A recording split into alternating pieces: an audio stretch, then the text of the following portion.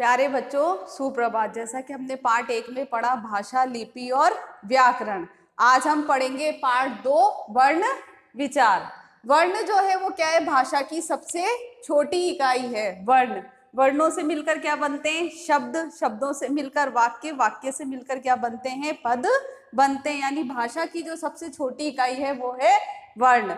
अब वर्ण की परिभाषा, वह छोटी से छोटी ध्वनि जिसके टुकड़े नहीं किए जा सकते, यानी कि जो वर्ण है उनके टुकड़े नहीं किए जा सकते, वो कहलाते हैं वर्ण। अ, उ, क, घ और ध, जैसे कि इनके हम टुकड़े नहीं कर सकते। फिर है वर्णों की संख्या। हिंदी जो वर्णमाला है उसमें कुल वर्णों की संख्या कितनी है? 52 है। और उन्हें स्वर, व्यंजन, संयुक्त व्यंजन, अयोग्यवाह ध्वनियां, उत्क्षिप्त व्यंजन, इनमें बांटा गया है। अब जो स्वर हैं उनकी संख्या कितनी है? 11, अ से लेकर औ तक। व्यंजन जो है उनकी संख्या कितनी है? 33 है, क से लेकर ह तक। संयुक्त व्यंजन कितने हैं? 4 है, श, त्र, ग और श्र। अयोग्यवाह ध्वनियां हैं अंग और अह। उत्क्षिप्त व्यंजन ड और ढ। उत्क्षिप्त व्यंजन जो है इनको अतिरिक्त वर्ण भी कहा जाता है। इस प्रकार वर्णों की संख्या कितनी हुई? 52। वर्णमाला, वर्णों के व्यवस्थित समूह को क्या कहा जाता है? वर्णमाला कहते हैं। अब है वर्णों के भेद। वर्ण जो है उनके कितने भेद हैं? 2 भेद हैं, स्वर और व्यंजन। स्वरों की संख्या 11 है, व्यंजन की संख्या कितनी है? 33 है। स्वर जो है वो स्वतंत्र रूप से बोले जाते हैं, यानी इनके उच्चारण में किसी भी ध्वनियों की सहायता नहीं ली जाती। लेकिन जो व्यंजन है वो किसकी सहायता से? स्वरों की सहायता से बोले जाते हैं। पहला है स्वर। जिन वर्णों का उच्चारण स्वतंत्र रूप से किया जाता है और इनके उच्चारण में वायु बिना किसी रुकावट के मुख से बाहर निकलती है, वो क्या कहलाते हैं? स्वर कहलाते हैं। यानी स्वरों को बोलते समय किसी भी ध्वनियों की आवश्यकता नहीं होती, और जो मुख, जब इनको बोलते हैं मुख से जो वायु निकलती है वो बिना किसी रुकावट के मुख से बाहर निकलती है। स्वरों की संख्या कितनी है? 11, है ना। स्वरों की संख्या कितनी है? 11। वैसे जब हम स्वर लिखते हैं तो कितने होते हैं? 13। अंग और अह जो है वो क्या है? अयोग्यवाह ध्वनियां है, इसलिए स्वरों की संख्या कितनी है? 11। स्वर के भेद, उच्चारण में लगने वाले समय के आधार पर स्वर के 3 भेद होते हैं। उच्चारण यानी बोलने में लगने वाले समय के आधार पर स्वर के कितने भेद होते हैं? 3 भेद होते हैं। पहला है ऋस्व स्वर, दूसरा है दीर्घ स्वर, तीसरा है प्लुस स्वर। ऋस्व स्वर यानी उच्चारण में कम समय लगता है, यानी इनको बोलने में बहुत कम समय लगता है, और इनकी संख्या है 4, अ, ई, उ और री। यानी कि ऋस्व स्वरों की संख्या कितनी है? 4, और दीर्घ स्वरों की संख्या कितनी होती है? 7। दूसरा है स्वर के भेद दीर्घ स्वर, यानी कि जो दीर्घ स्वरों के उच्चारण में क्या रहता है? ऋस्व स्वर से दुगुना यानी कि डबल समय लगता है, और इनकी संख्या कितनी है? इनकी संख्या है 7। आ, ई, उ, ए, ऐ, ओ और औ, यानी कि दीर्घ स्वरों की संख्या कितनी है? 7, और इनको बोलने में ऋस्व स्वर जो है इनसे अधिक समय लगता है। तीसरा है प्लुस स्वर। इनके उच्चारण में क्या होता है? दीर्घ स्वर से भी अधिक समय लगता है, और इसका चिन्ह होता है ये वाला, जैसे कि ओम, राम, ये क्या है? प्लुस स्वर है। लेकिन हिंदी भाषा में जो है प्लुस स्वरों का प्रयोग नहीं होता। अब केवल किसमें? संस्कृत भाषा में ही जो है प्लुस स्वर का प्रयोग होता है। पार्ट 2 वर्ण विचार, जैसा कि हमने पढ़ा, यानी वर्ण क्या है? भाषा की सबसे छोटी इकाई, इसके टुकड़े नहीं किए जा सकते। हिंदी वर्णमाला में वर्णों की संख्या कितनी है? 52 है, और वर्णों को मुख्य रूप से 2 भागों में बांटा गया है, स्वर और व्यंजन। स्वरों को बोलने में किसी भी ध्वनि की आवश्यकता नहीं होती, और उच्चारण में लगने वाले समय के आधार पर स्वर के 3 भेद थे, ऋस्व स्वर, दीर्घ स्वर और प्लुस स्वर। ऋस्व स्वरों को बोलने में कम समय लगता है, इनकी संख्या थी 4। दीर्घ स्वरों को बोलने में ऋस्व स्वर से क्या लगता है? दुगुना यानी डबल समय लगता है, और इनकी संख्या थी 7। प्लुस स्वर जो है जिनका प्रयोग अब केवल किस में होता है? संस्कृत भाषा में होता है, हिंदी भाषा में नहीं होता है। अब है व्यंजन के भेद। जिन वर्णों के उच्चारण में स्वरों की सहायता ली जाती है उन्हें व्यंजन कहते हैं। यानी कि व्यंजन में किनकी, व्यंजन जिन वर्णों का उच्चारण करते समय, यानी वर्णों का उच्चारण करते समय स्वरों की सहायता ली जाती है और जो वायु मुख के किसी न किसी भाग को क्या करती है, स्पर्श करती है, वो क्या कहलाते हैं, व्यंजन कहलाते हैं। हिंदी वर्णमाला में व्यंजनों की संख्या कितनी है, 33 है, और संयुक्त व्यंजन कितने हैं, 4 है। ठीक है, अब है व्यंजन के भेद। उच्चारण की दृष्टि से, यानी उच्चारण यानी बोलने की दृष्टि से व्यंजन के कितने भेद हैं, मुख्य रूप से 3 भेद हैं। पहला स्पर्श व्यंजन, दूसरा है अंतस्थ व्यंजन, तीसरा है ऊष्म व्यंजन। पहला स्पर्श व्यंजन, यानी स्पर्श यानी छूना, यानी कि जिन वर्णों का उच्चारण करते समय, ठीक है, जीभ मुख के विभिन्न भागों को क्या करती है, स्पर्श करती है। यानी व्यंजनों का उच्चारण करते समय जीभ मुख के विभिन्न भागों को स्पर्श करती स्पर्श करती है, इसलिए वो क्या कहलाते हैं, स्पर्श व्यंजन कहलाते हैं। इनकी संख्या है 25, यानी क से लेकर म तक के व्यंजन है, वो कौन से व्यंजन है, स्पर्श व्यंजन है। यानी इनको बोलते समय जो है जीभ मुख के विभिन्न भागों को क्या करती है, स्पर्श करती है। दूसरा है अंतस्थ व्यंजन, यानी जिन व्यंजनों के उच्चारण में वायु मुख के किसी भाग को पूरी तरह स्पर्श नहीं करती, यानी पूरी तरह से स्पर्श नहीं करती, वो जो व्यंजन है वो शीघ्र ही बोल दिए जाते हैं, तो कौन से व्यंजन कहलाते हैं, अंतस्थ व्यंजन। इनकी संख्या है 4, य र ल व, है ना, ठीक है, ये कौन से व्यंजन है, अंतस्थ व्यंजन है। तीसरा है ऊष्म व्यंजन। ऊष्म का अर्थ होता है गर्मी, गरम, यानी कि इन जिन व्यंजनों का उच्चारण करते समय वायु मुख के विभिन्न भागों में क्या रगड़ खाकर, यानी विभिन्न भागों में रगड़ खाकर ऊष्मा यानी गर्मी पैदा करती है, वो कौन से व्यंजन कहलाते हैं, ऊष्म व्यंजन कहलाते हैं। इनकी संख्या भी होती है 4, श, श, स और ह, ये कौन से व्यंजन है, ऊष्म व्यंजन। ठीक है, यानी कि उच्चारण दृष्टि से व्यंजन के 3 भेद है, स्पर्श व्यंजन, अंतस्थ व्यंजन और ऊष्म व्यंजन। स्पर्श व्यंजनों की संख्या 25 है, अंतस्थ व्यंजनों की संख्या 4 है, ऊष्म व्यंजन की संख्या भी कितनी है, 4 है।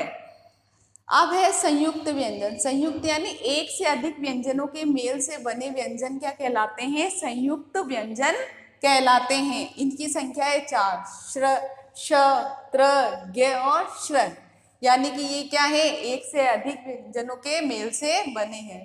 श जो है किससे बना है, क और श से, त्र, त और र से, ज्ञ, ज और य से मिलकर बना है, श्र, श और र से मिलकर बना, यानी एक से अधिक 2 व्यंजनों के मेल से बने, इसलिए कौन से व्यंजन कहलाते हैं, संयुक्त व्यंजन कहलाते हैं। अब है अयोग्यवाह ध्वनियां। जो अयोग्यवाह ध्वनियां कितनी थी, 2 थी, अंग और अह। ये क्या है, ना तो इनको स्वर में रखा जाता है ना ही व्यंजन में रखा जाता है, यानी इनका स्वतंत्र रूप से उच्चारण नहीं होता, इसलिए इन्हें क्या कहते हैं, अयोग्यवाह ध्वनियां कहते हैं। अनुस्वार, अनुस्वार को हम कैसे, जैसे कि जो शिरोरेखा है, जो लाइन है, उसके ऊपर किसके रूप में, बिंदी के रूप में प्रदर्शित करते हैं। यानी उच्चार, अनुस्वार किसे कहते हैं, यानी कि उच्चारण, जिन वर्णों का उच्चारण करते समय वायु कहाँ से निकलती है, नाक से बाहर निकलती है, तो वो क्या कहलाते हैं, अनुस्वार कहलाते हैं। जैसे अंधा, संगम, मंथन, बंदर, कंधा, कंघा आदि। फिर है अनुनासिक व्यंजन। अनुनासिक व्यंजन को किससे, चंद्र बिंदु से व्यक्त किया जाता है। यानी अनुनासिक व्यंजन में क्या है, बोलते समय जो वायु है मुख और नाक दोनों से बाहर निकलती है। अनुस्वार में जो वायु है वो केवल किससे निकलती है, नाक से बाहर निकलती है, ठीक है। और अनुनासिक में जो वायु है वो मुख और नाक दोनों से निकलती है, और इसको किससे, चंद्र बिंदु से प्रदर्शित किया जाता है या व्यक्त किया जाता है। जैसे चांद, मांग, हंसी, ये सब देखो चंद्र बिंदु लगे हुए हैं, तो ये क्या कहलाएंगे, अनुनासिक। और जिन पे केवल क्या लगी हुई रहती है, बिंदी लगी हुई रहती है, वो क्या कहलाते हैं, अनुस्वार कहलाते हैं। विसर्ग, ये है विसर्ग का चिन्ह, ठीक है। विसर्ग, इस ध्वनि का उच्चारण किसके समान होता है, विसर्ग का उच्चारण ह के समान होता है, ठीक है। जैसे प्रातः, अतः, स्वतः, प्राय आदि, ये क्या है, विसर्ग है। अब है द्वित्व व्यंजन। द्वित्व व्यंजन में क्या होता है, जब एक ही व्यंजन अपने जैसे दूसरे व्यंजन से मिलता है, यानी कि जो एक न जो है इसी के आगे कौन सा व्यंजन है, न है, यानी अपने ही व्यंजन के मेल से बनता है। जैसे अन्न, भिन्न, कट्टा, पक्का, हक्का, बक्का आदि, यानी कि क्या है, ये अपने ही व्यंजनों के मेल से बन रहे हैं। जो पहला वाला ये जो व्यंजन है न, ये वाला न क्या होता है, हमेशा आधा होता है। जो बाद वाला न है वो हमेशा क्या होता है, पूरा होगा, यानी बाद। ठीक है। अब है संयुक्त अक्षर। संयुक्त अक्षर क्या होते हैं, जब स्वर रहित व्यंजन का, यानी कि जो स्वर रहित व्यंजन है अपने से अलग स्वर सहित व्यंजन से मेल होता है। यानी कि देखो इस ये चीज, यानी कि स्वर रहित व्यंजन। द क्या है, स्वर रहित है, क्यों, क्योंकि नीचे क्या लगा हुआ है, हलंत लगा हुआ है। पूरा कब बनेगा, जब द और अ मिलकर बनेंगे तो ये क्या है, द कहलाएगा। ठीक है। लेकिन यहाँ पे द के नीचे क्या लगा हुआ है, हलंत है, तो यानी ये क्या है, स्वर रहित व्यंजन है। अब इसके बाद जो है य और आ, तो क्या हो जाएगा, या, यानी कि जो क्या है, स्वर रहित व्यंजन अपने से अलग स्वर सहित, ये जो क्या है वो स्वर सहित है। ठीक है। यानी कि अपने व्यंजन से मेल होता है, तो वो कौन से अक्षर कहलाते हैं, संयुक्त अक्षर कहलाते हैं।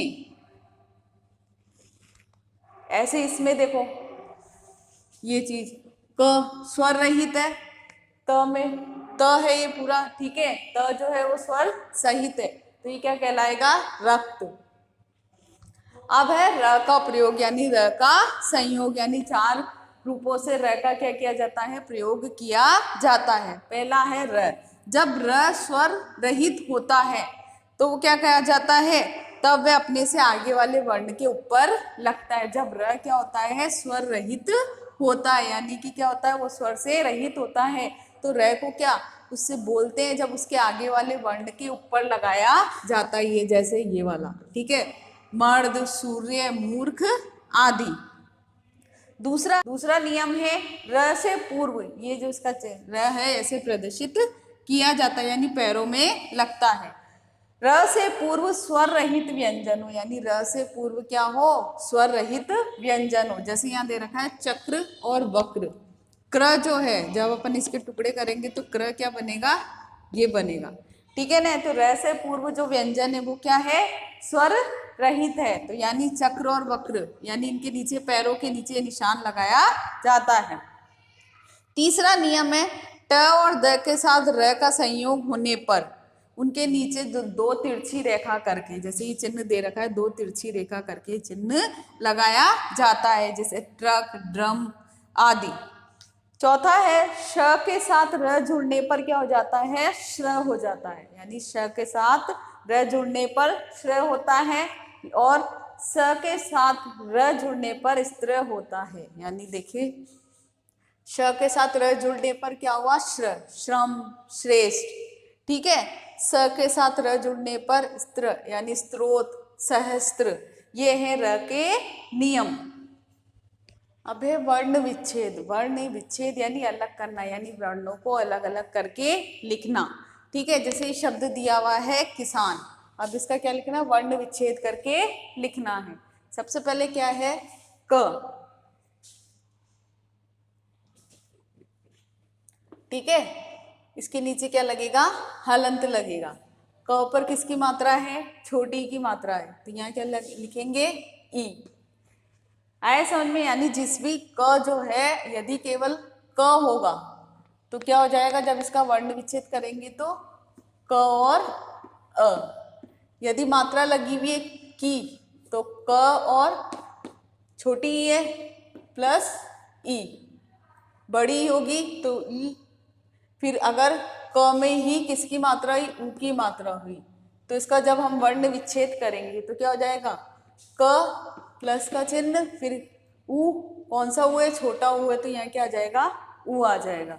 आया समझ में। यानी कि इनको क्या है, वर्णों को अलग अलग करके लिखना। जैसे पहला शब्द है किसान, क नीचे क्या लगेगा, हलंत। अब क पे किसकी मात्रा है, छोटी की मात्रा है, तो यहाँ क्या आ जाएगी, ई आ जाएगी प्लस का चिन्ह लगने के बाद। फिर प्लस का चिन्ह क्या है, स के नीचे क्या लगेगा, हलंत।